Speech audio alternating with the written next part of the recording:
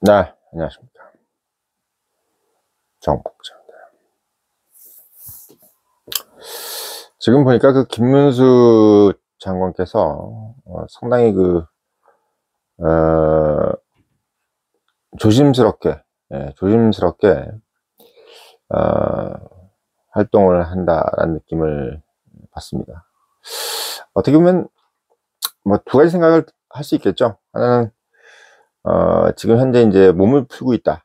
몸을 풀고 있다라는 그 느낌을 받을 수 있고, 말하자면 이제 지금 아무리 제 아무리 강백호라도 뭐 일단 몸이 안 풀린 상태에서 제대로 된 어떤 퍼포먼스를 만들 수 없으니까 지금은 어떻게 보면은 너무 과도하게 본인이 어떤 덩크슛이라든지 3점슛 이런 걸 함부로 했다가 또 이제 되치기를 당할 수도 있기 때문에 지금은 상당히 어떻게 보면 우리 관중들이 봤을 때 실력 발휘를 좀 했으면 좋겠다라는 생각이 들 텐데, 오히려 뭔가 좀 약간 엉거주춤한 또는 약간 좀 소프트한 그런 어떤 액티비티를 보고 있는 것이 아닌가라는 느낌이 들 정도로 지금 약간 좀 좌고우면을 하고 있지 않느냐라는 생각이 좀 듭니다. 아무튼 근데 제가 봤을 때는 이런 느낌이 좀 들어요. 확실히 선거 전문가구나. 그러니까 머리가 좋은 것 같아요. 그러니까 이 사람이 이재명이라든지 어떤 이런 사람들이 갖고 있는 어떤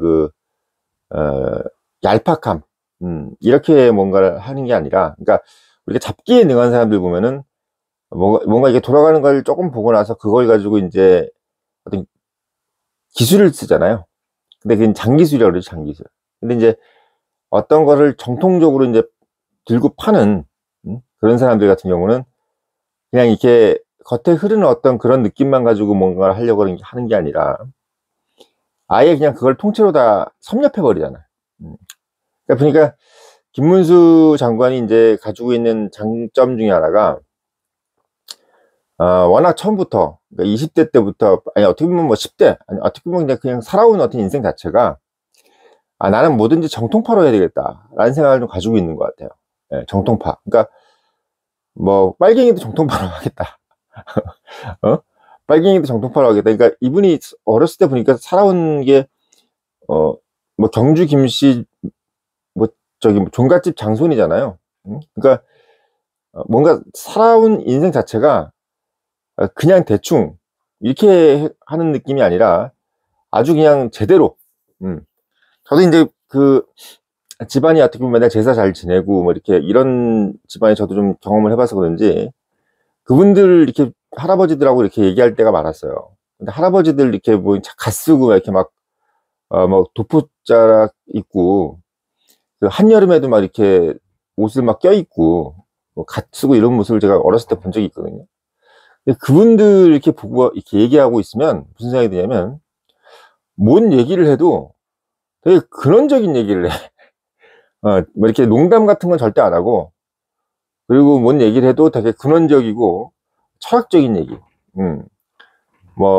저한테 뭘 물어봐도 상당히 깊이가 있더라고요. 그리고 얘기를 잘 안 해, 할아버지들이. 말을 잘 안 하고 좋은 얘기만 하려고 하고, 며느리라든지 이런 사람들한테 보면은 이야기 하시는 것도 보니까 상당히 좀 점잖게 얘기하시는 그런 모습을 옆에서 봤습니다. 물론 이제 바로 할아버지가 아니라 이제 증조 할아버지 정도 되는 분들이죠.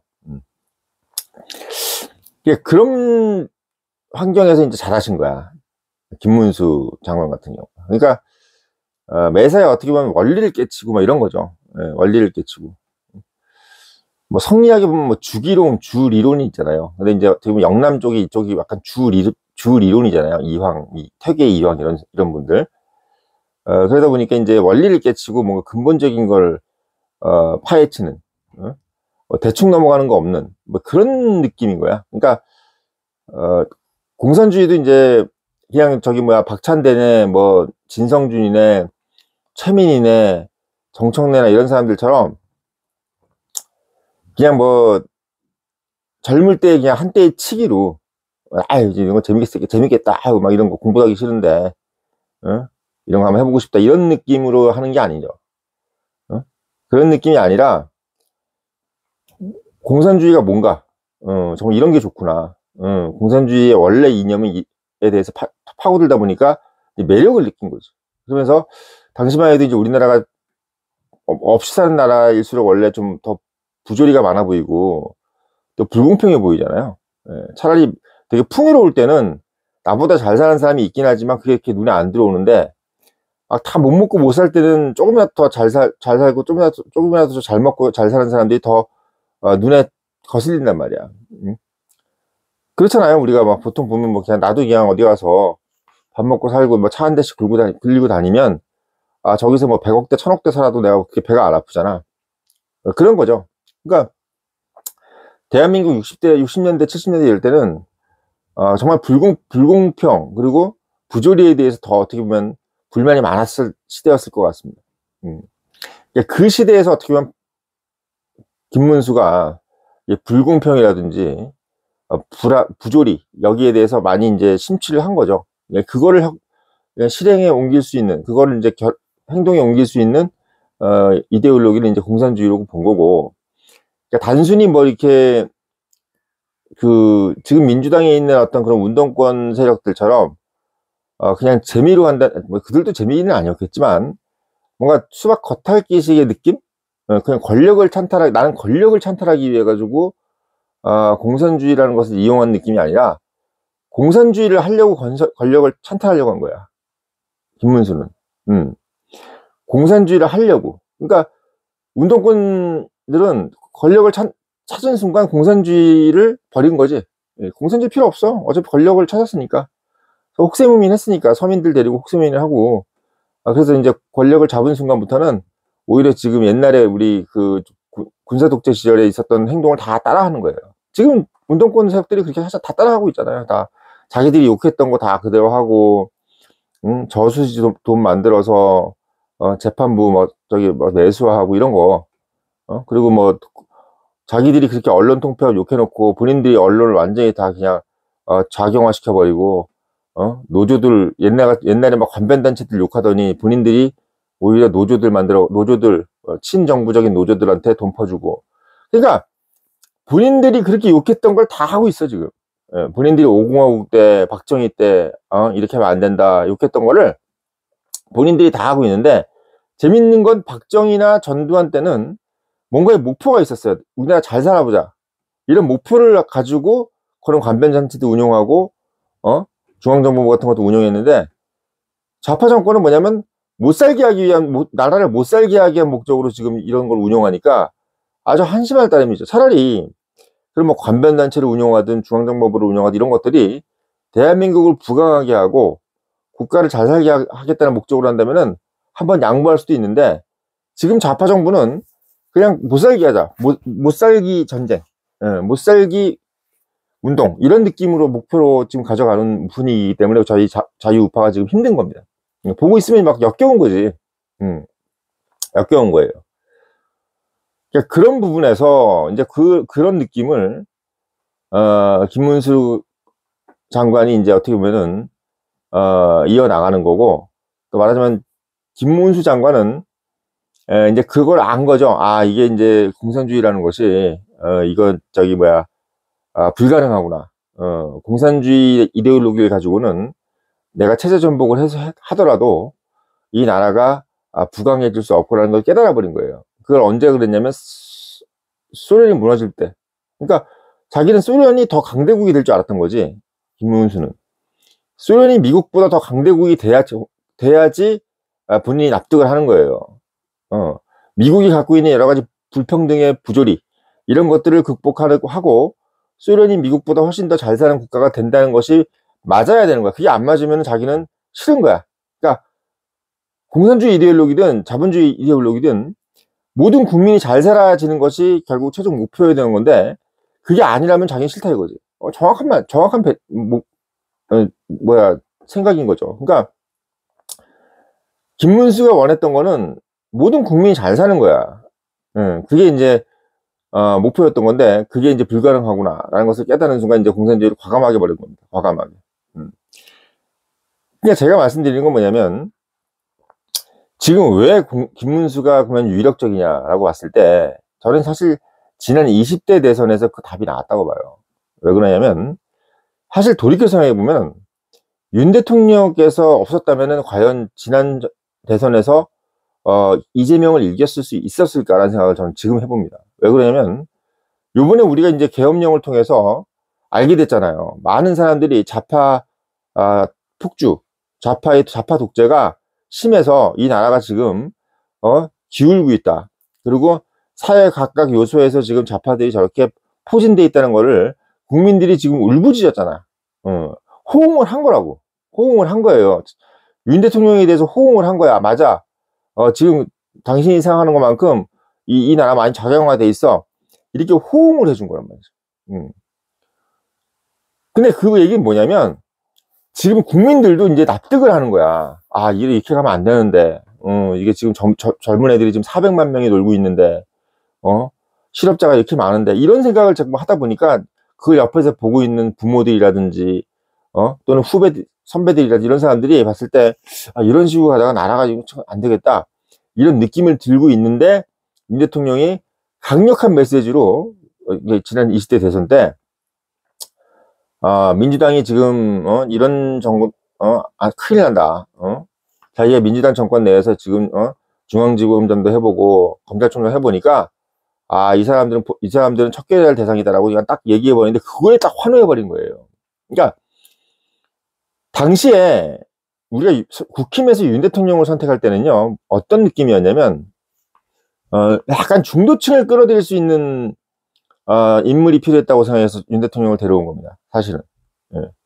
근데 발언은 오히려 윤 대통령이 홍준표보다 더 강력했던 거야.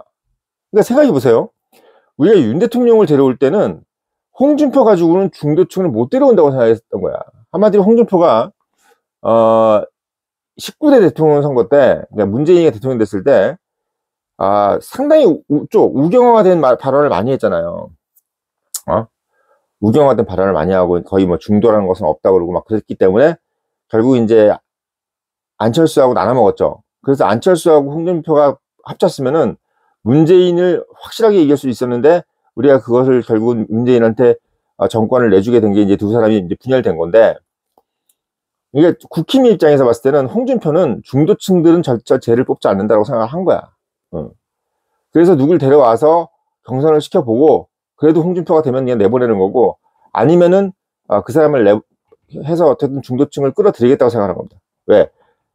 이때만 해도 이제 어떻게 보면 안철수라는 세력이 많이 죽었기 때문에 어떻게 보면 이제 좌우 단판승을 한번 해볼 수 있는 상황이었다고 생각한 거죠.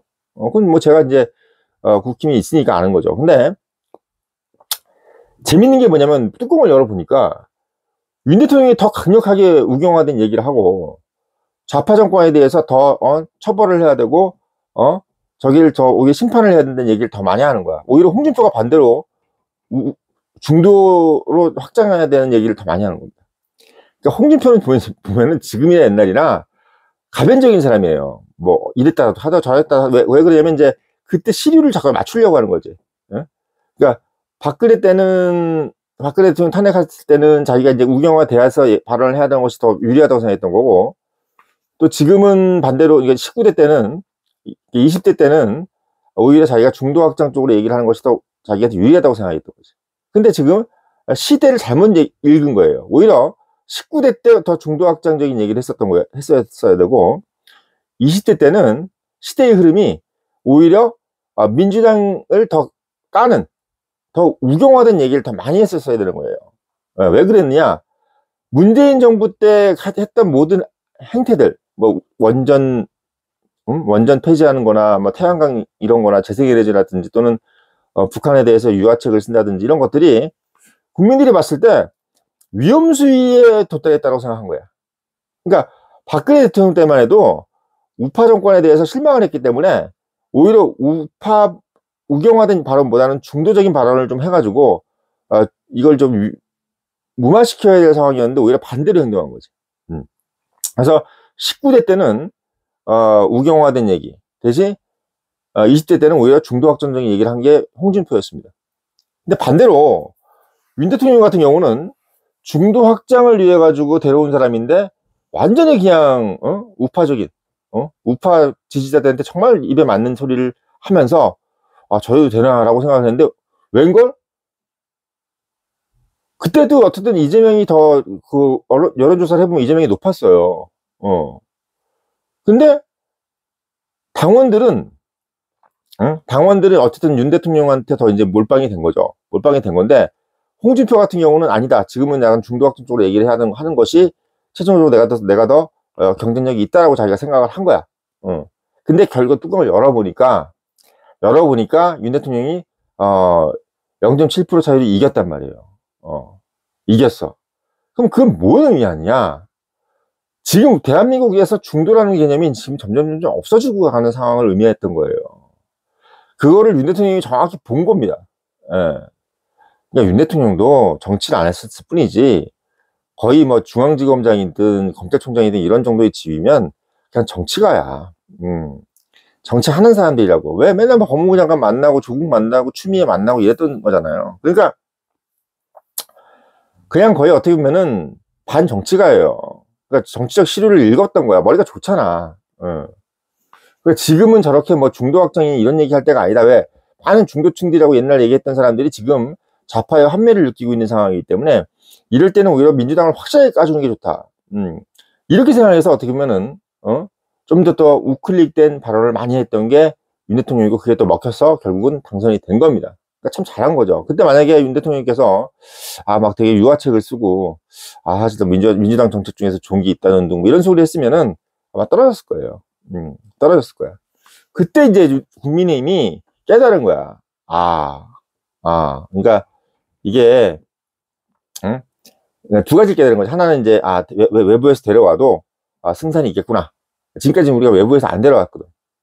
또 하나는 뭐였냐면 우리가 우파적인 얘기를 확실하게 해도 이길 수 있구나 라는 자신감을 좀 얻었었어요. 자신감을 좀 얻었었어. 근데 뭐든지 다 그렇지만 기본적으로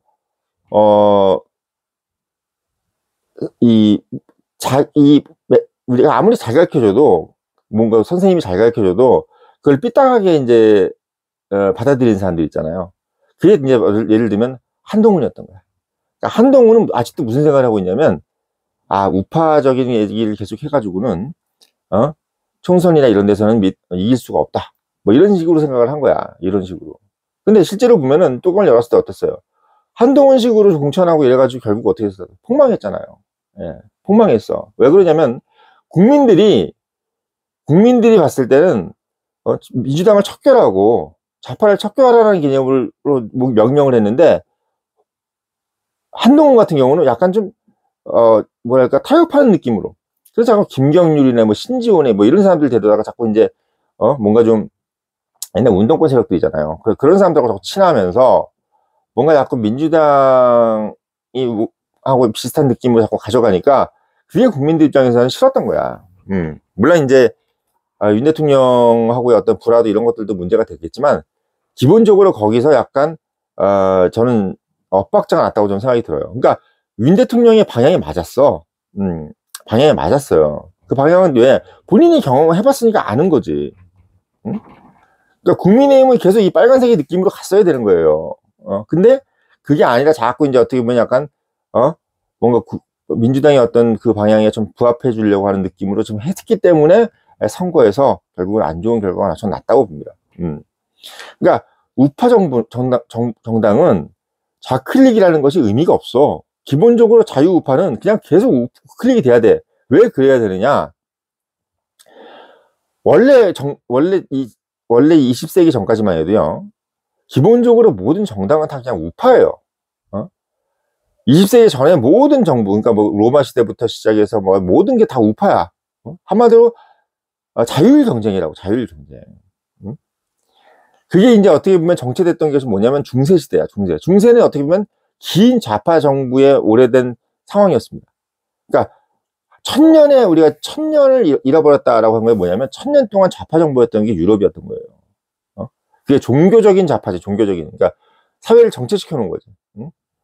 그러니까 이 공산주의라는 것이 종교적인 개념으로 승화된 것이 어떻게 보면 중세 시대야. 그게 없어진 것이 결국 르네상스 시대고, 르네상스 시대가 도래하면서부터 강력한 우파의 시대가 오면서 인류가 발전을 하기 시작한 겁니다.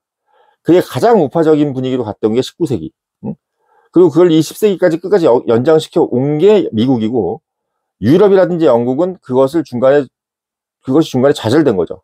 그러면서 좌파하고 타협하면서 유럽하고 영국은 발전을 더디게 한 거고, 미국은 계속 우파적인 방향으로 가면서 세계 최강의 국가가 된 겁니다. 세계 최강의 국가가 된 거예요. 그게 그냥 심플한 개념이야. 그러니까 그런 개념이기 때문에 기본적으로 대한민국도 마찬가지잖아요. 우리가 이렇게 급성장할 수 있었던 이유는, 뭐 70년 동안 압축 성장할 수 있었던 이유는 그냥 계속 우파였기 때문이야. 예, 뭐 다른 거 없어요. 군사 독재? 그냥 군사 독재라고 쓰지 말고 압축 성장을 위한 우파 프로그램이야.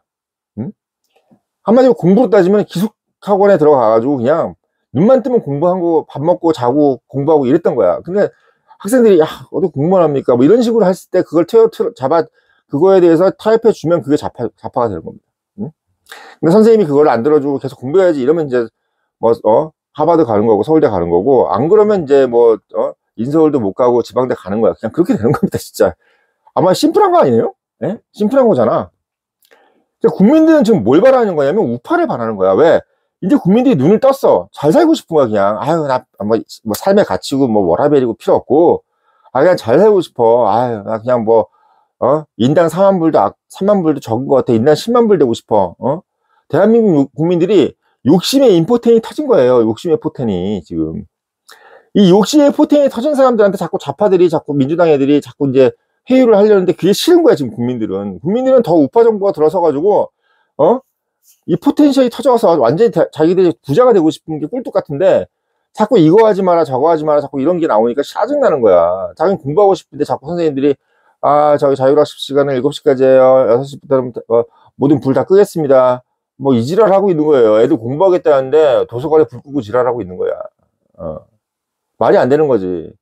옛날 선생님들은 막 같이 밤새주고 1시, 2시까지 밤새주고 도시락 싸주고 막 이러면서, 옛날 선생님들 지금 생각하면 대단했던 것 같아. 11시까지 같이 있어주고 막 이랬다, 공부하는데. 근데 지금은 선생들이 저녁에 지들 워라밸 하려고 7시에 불 끄고 뭐 자율학습도 없고 니네 학원 가서 공부해라 이지랄하는 거야. 그러니까 안 되는 거지, 이게. 그게 잡한 거예요. 학생들 입장에서 봐봐. 학생한테 공부하라는 게 당연한 거고,